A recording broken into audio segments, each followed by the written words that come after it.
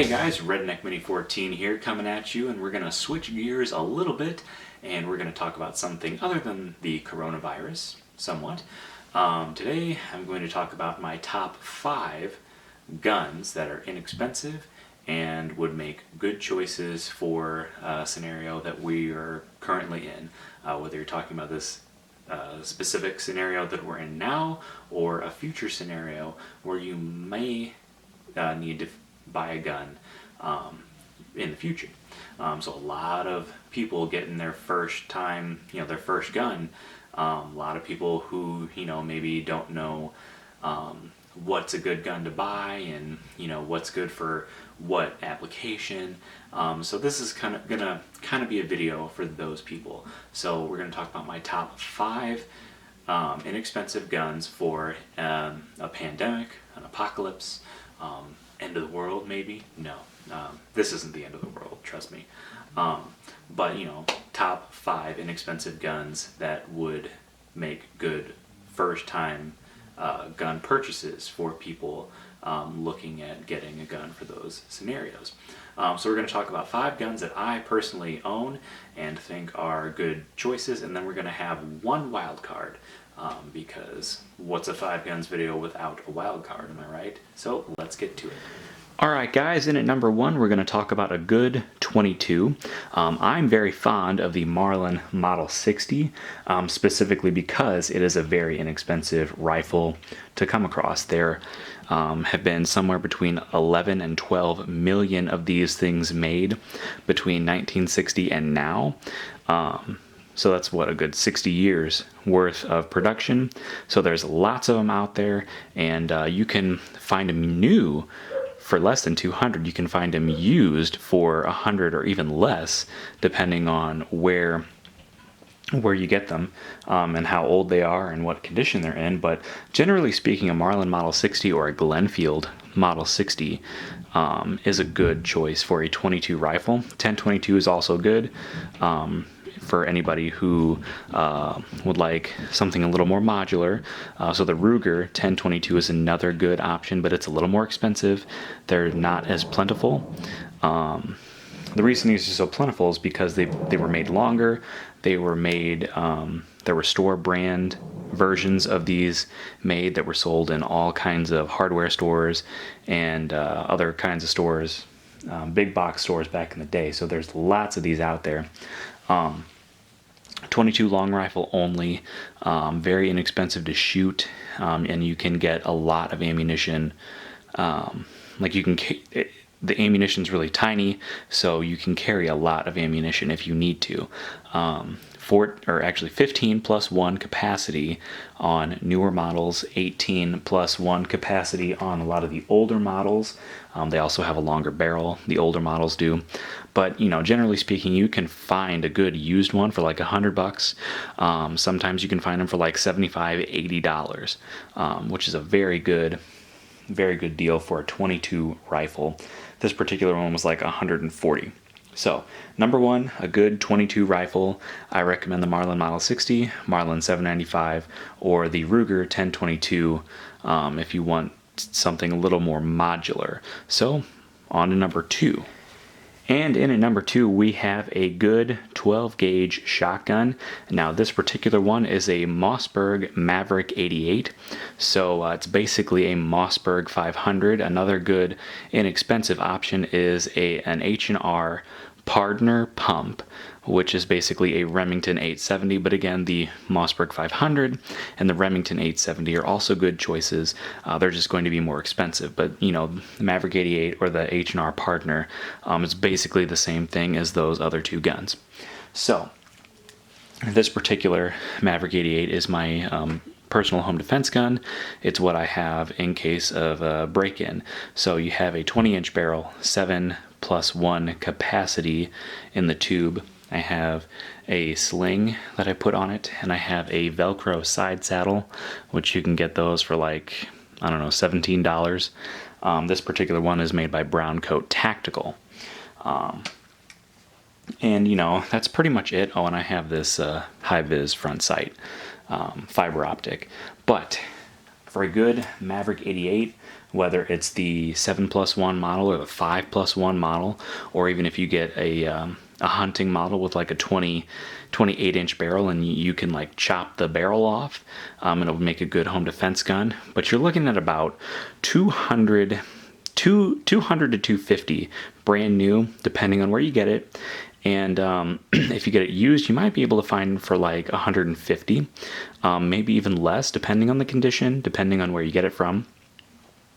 Now, of course, right now you're looking at some price gouging and some supply and demand issues, but still, I think you can still find them for a pretty good price. Same with the Marlin Model 60. You just have to know where to look and how to bargain with people. So number 2 is the Mossberg Maverick 88. That's my particular shotgun that I have for home defense. On to number 3. And in at number 3, we have a good 9mm pistol. Typically, I'm gonna recommend a used 9mm pistol, but of course there are tons of new designs out there that are fairly inexpensive as well. Taurus makes a few, and there's a few other companies where you can get a good inexpensive 9mm pistol. But I personally am very fond of the Ruger P series. They do not make these anymore. This is a P89. There's also a P85, a P93, which is a little bit more rare, a P94, and then a P95. I personally have 6 9mm P series pistols. They're typically 15+1. You can get 17+1 magazines if you get some Mekgar magazines. Mekgar is an aftermarket magazine company that actually makes magazines for a lot of pistol manufacturers out there. So if you can find a good P series pistol and get some nice Mekgar magazines, they're also cheaper than your standard Ruger magazines, and you can get more capacity in them. So the Ruger 9mm P series pistols, again, there are several models out there. They are a double action, single action in that when you pull the trigger, the hammer will come back for the first shot, and then at subsequent shots the hammer stays back, and there is a safety decocker on this particular model. So if you have the hammer back and you want to put it on safety, it'll decock the pistol as well. This is what a lot of older pistol designs were. The Smith & Wesson 59 series or 5900 series, those are also good options, but typically I found a lot more better deals with the Ruger P series over the Smith & Wesson 59 series. But they're both good options. They're both very similar to each other. I have a video out there comparing the two, so the 59 series versus the P series, if you want to watch that. And as far as price goes, you can, again, these are used, so prices can be all over the place, but typically for like a P89 or a P95, which are the two most common that you'll come across, you can find them for $300 or less. I think I paid like $250 something for this one. I've paid anywhere between like $250 to like $350. I don't think I've really paid much more than $350 for a P series pistol, and that's 9mm 40 or 45. But I'm recommending the 9mm. There are 40s and 45s. There are more 9mm out there, and there are more 9mm magazine options. Plus the capacity and the cost of ammunition, the abundance of ammunition for 9mm just trumps either of those two calibers in my opinion. So I say 9mm all the way, whether it's a Ruger P series, a Ruger SR series, a Smith & Wesson 59 series, a Taurus, an M&P, a police trade-in Glock. You can get those for like, I don't know, maybe $300, depending on where you get them from. So there are a lot of different options. This is my particular choice in my arsenal. On to number 4. All right, guys, in at number 4, I have a Glenfield Model 30.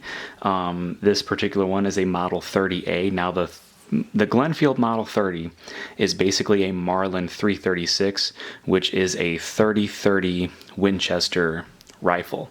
So it's basically a Marlin 336, and it shoots 30-30 Winchester.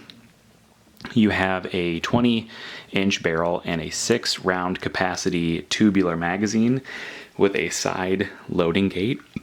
Now, the reason I'm recommending a Glenfield over a Marlin is typically you can find them for a little bit cheaper than a Marlin, but an old used Marlin will also do the job. So I bought this one for $300. My new Marlin I got on sale back in 2012 for $350. So new Marlins are going to be a little more expensive, but if you get used, you can get them for, like this one, I found for $300 on Gunbroker. $300 is a pretty good deal. You can get them for like $350. I'd say anything $350 and under would be a good price for a Marlin or a Glenfield 30-30 rifle.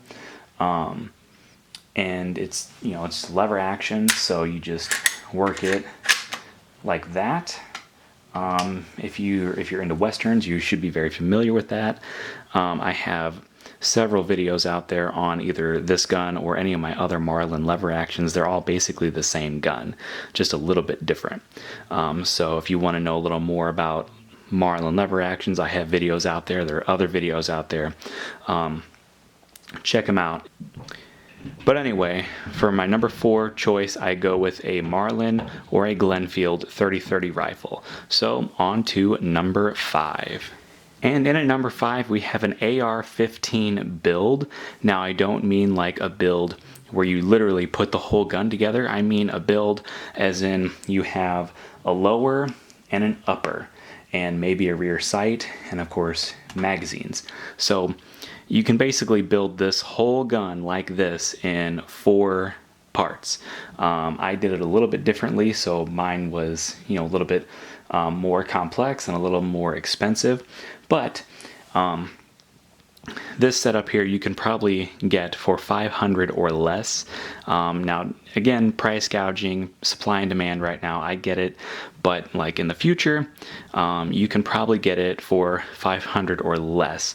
And depending on where you get it from, like you go Palmetto State Armory, you might still be able to get it for around that price. It just kind of depends on where the prices are right now. Everything's changing every day. But typically, you can get like a complete lower for like $150 or so. You can get a complete upper for like $250, maybe $300. This rear sight you can get for like $20. This is a carry handle sight. And there are different sights as well. I kind of like the carry handle, so I go with that. You can get that for like $20, $25. And then for magazines,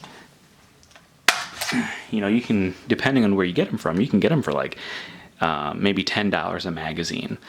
These are metal magazines they're aluminum GI magazines. There are tons of different magazines out there. I have quite a few. I've done some videos on a few of them. There's Hex Mags, there's Magpul P Mags, there's Troy Industries Battle Mags. There are all kinds of different magazines out there, but an AR-15 is a very good and reliable choice for a defensive rifle and even a hunting rifle. I do have a hunting configuration AR-15 in a different caliber.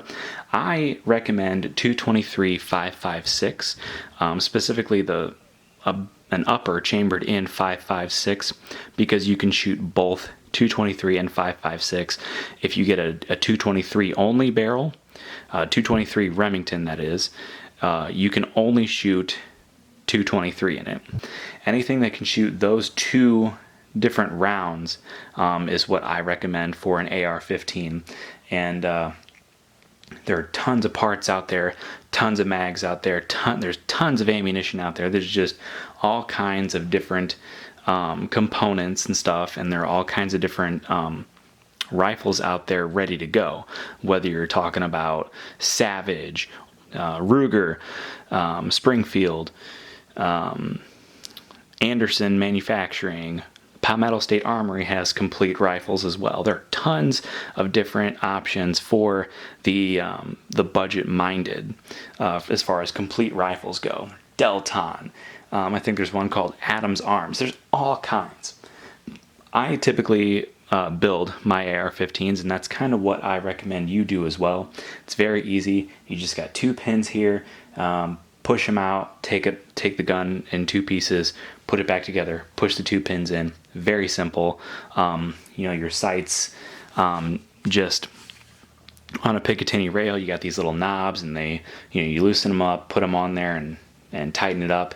Very, very simple rifle to put together, maintain, etc., etc.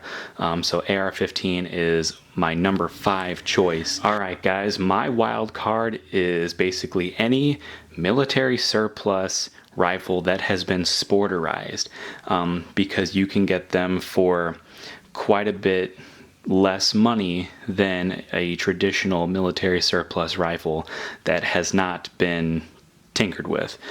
So this is a British Enfield, particularly this is a Jungle Carbine British Enfield, number 5 Mark 1. So it's a bolt action rifle. It was used in World War II and a few other conflicts as well. But it's a bolt action rifle, has a 10 round magazine, and this particular one I picked up for $100. Now, the caveat on this is the fact that this particular rifle is chambered in 303 British. Not easy to come by, but in a panic buying situation, 303 British is not sought after. So that's another thing to think about. The gun shop that I go to, they usually have 303 British in stock because it's a fairly common hunting round, at least around these parts. So you can still get 303 British at that gun shop because nobody's buying it. So if I wanted to, I could go get like 10 boxes of 303 British right now. I don't need to because I use other guns, but this is an option. Now, you probably won't find a deal quite this good, quite as good as I got, but you can probably get either a Lee Enfield like this, or a Springfield 1903, or an Enfield 1917, or a Mauser or something that's been sporterized and maybe a little bit beat up like this. You can get them for like $300. That's a good deal. Now, some of those are going to be chambered in 30-06, which is a very common hunting round. So that's probably one I would look for, either a 1903, a Springfield 1903, or an Enfield 1917. Either one of those, sporterized, chambered in 30-06, would make a great option. Again, this particular one is a Lee Enfield Jungle Carbine in 303 British. And then there's some Mausers out there that are chambered in 7mm and 8mm Mauser. Those are also good options as well. And again, all these calibers, no one's really stockpiling these calibers right now. So if you find one and you have a gun shop nearby that actually stocks that ammunition, chances are you can probably get that ammunition. It's not going to be as cheap as 223, 5.56, but it's they're all very powerful rounds. Very good for defense, very good for hunting deer and other big game. So keep that in mind. So the Wildcard is a sporterized military surplus rifle. I also forgot to mention that the Mosin Nagant also makes a good option as well. And those are, again, very widespread, and there's tons of them out there. So you can typically find them for a pretty good price, and ammunition on that is a little bit better than, say, 303 British or 30-06. Anyway, that is my top 5 plus 1 wild card inexpensive guns to get for an apocalypse or a pandemic, or SHTF, which stands for shit hits the fan, if you couldn't figure that out, my top 5 picks. Subscribe to my channel, like me on Facebook. I'm Redneck Mini 14, and until next time, be safe.